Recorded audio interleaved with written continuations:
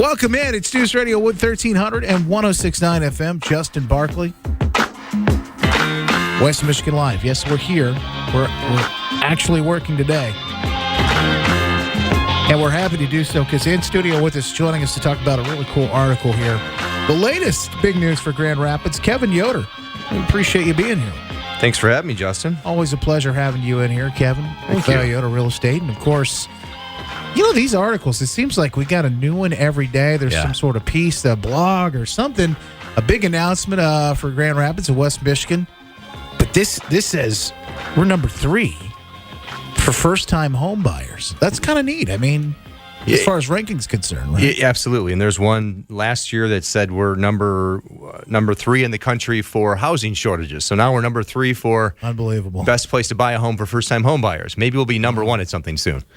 I saw we were number 1 for not real estate, but lifestyle, which I think is a good reason for why people want to relocate here. Absolutely. And move most here. balanced lifestyle, right? Yeah. So, I mean, these things come out and you're reading them and you're thinking, man, yeah, I guess people are starting to catch on to why Grand Rapids is such a great place to live. But what are the numbers that go into something like that ranking the first-time home buyer?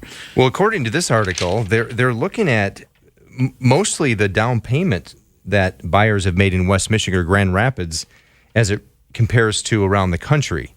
And it states that Grand Rapids home buyers came up with lower down payments and only 22% of the amount paid by other borrowers. And they calculated the average down payment at $32,000, which if you have an average sale price of $200,000, that would fall short of the 20% mark. So what is that where you think that this lines up? Is that why this is? Yeah, I don't know so much. It doesn't really give any more indication as to why that is, and why is it that, I mean, others around the country could also put down less of a down payment. Here, our average sale price is really good, and it's an affordable place to live, and that could also be driving some of these numbers. So, looking at the market, there might be a lot of people that are renting, and they're looking at buying that first home. Obviously, when you got a story like this, shines a spotlight, and you have maybe the fact that interest rates are going to go up, possibly continue to go up here. Is there a push for people to get into buying the home versus renting or whatnot? There are a couple of pushes. Maybe push is a little bit of a strong word, but as you look at rent rates across West Michigan, they're creeping up. Yeah. And a lot of places are $1,200, $1,300, $1,400 a month, and that exceeds that of the average sale price mortgage payment. Sure. And if you look at perspective, I think I'm going to use this word on every single interview, and I always have, is it's important to have perspective. I have a graph in my hand, and it shows that interest rates today are 3.5% lower than the 30-year average.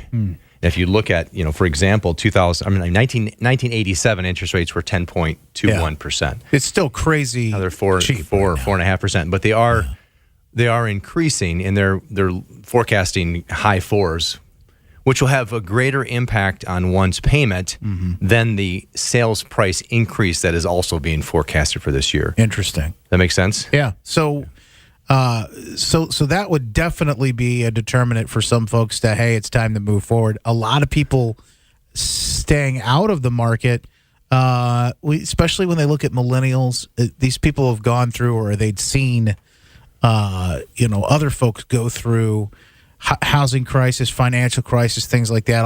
You go back to 2008, but you can go back all the way to like 2001, 2002, where all this kind of started bubbling up with September 11th and what that did to the economy. So some of these people were, let's say, I don't know, say risk averse, but they were kind of like gun shy to the market and to buying something, and thought, well, I'm going to rent something, and that way, I'm not going to get hurt, kind of thing. Yeah, and we talked about that, and it may have been a year ago or maybe 2 years ago, where West Michigan, it was the opposite, which is so many millennials were not buying when they should or could have. Yeah. Because they watched mom and dad lose their home, or they had to live in someone else's home while they lost theirs, and all that was still fresh in their mind. But as with everything in life, it's cyclical. Right. And you realize that now that's several years behind us, and that's forgotten, and now there's there's this new conversation that's emerging. Just a little more confidence in the market, Sure. and also seeing maybe the way West Michigan and the market is as a whole, as you kind of make the point. Right. Yeah. Absolutely.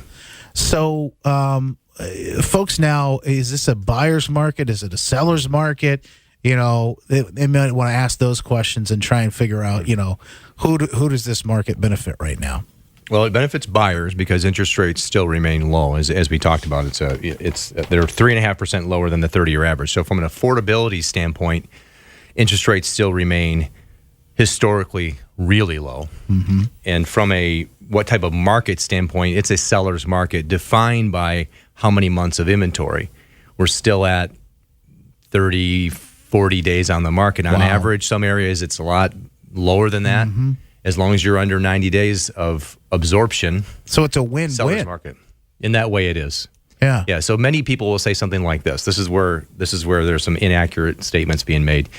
It's a bad market or it's a good market. If you think about it, it's neither. It's either a seller's market or a buyer's market, or there's a middle market. In a middle market, last year was definitely a seller's market. It was challenging for many folks that wanted to move to look out there at the forecast of what was out there in front of them to buy. And if they wanted to buy something, boy, they had to get in on it fast, didn't they? Yeah, they did, and that stopped many people in their tracks that would have otherwise listed their homes, which would have freed up inventory, which would have then, and as all markets do, they go from the far right side buyer's market, they then pivot into this pendulum swing all the way over here to an extreme seller's market, and now we're starting to come back this way. So this year, my forecast is that there will be more homes available on the market than there were last year. So it'll be not quite so hot and heavy, and not quite so tight of an inventory type of market, which will then allow more sellers that really want to sell and buy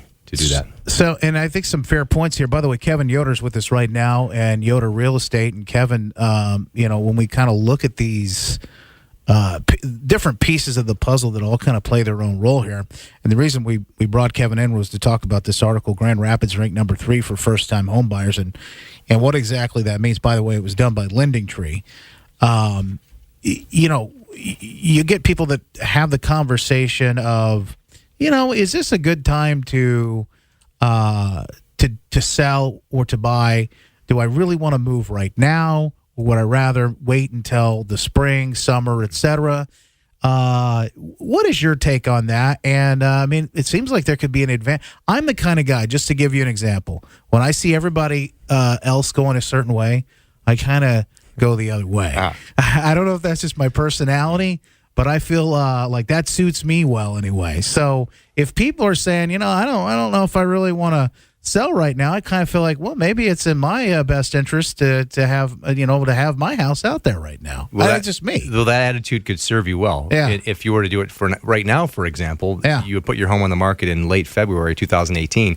There are very, very, very few homes on the market as a result of the 2017 market trend, which was low inventory. And then we add seasonality to the mix, which means it's pretty common to have very few homes on the market in December, January, and February anyway, because sellers, for the most part, have their eyes on that spring, summer market because they want to see the beautiful flowers out front of their home and all the trees in bloom. But if you're the seller that says, I get all that, but I recognize that this is a supply and demand conversation, just like any other thing that we could be talking about, whether it's bread on a shelf or gasoline at the pump, it's supply and demand. So your home on the market today, there's no one else out there to compete with you. For that reason, you're going to get a lot of eyeballs and a lot of showings, and as a result of that, more offers. What do folks need to do if they want to? They say, I'm thinking about this and considering this strongly.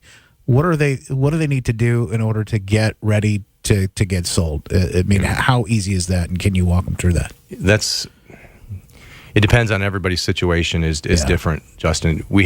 If you're in a home for 10 to 20 years, you have a lot more decluttering to make happen. Yeah. If you've been there for 5 years or less, not so much. Then, of course, your natural predisposition towards collecting things is going to impact that as well. Yeah. Mostly it's a decluttering conversation. It's mostly, hey, what do you have that you definitely don't need to hold on to? And then of the group of things that you definitely want to take with you to the next home, does that need to go in a box? If the answer is yes, put it in a box and get it off the countertop, get it off the shelves, get it ready. Just start to pack things up, and then get your home in a place where it looks like someone else could enjoy themselves living there. And it's not all about you. It's about them, whoever them may be.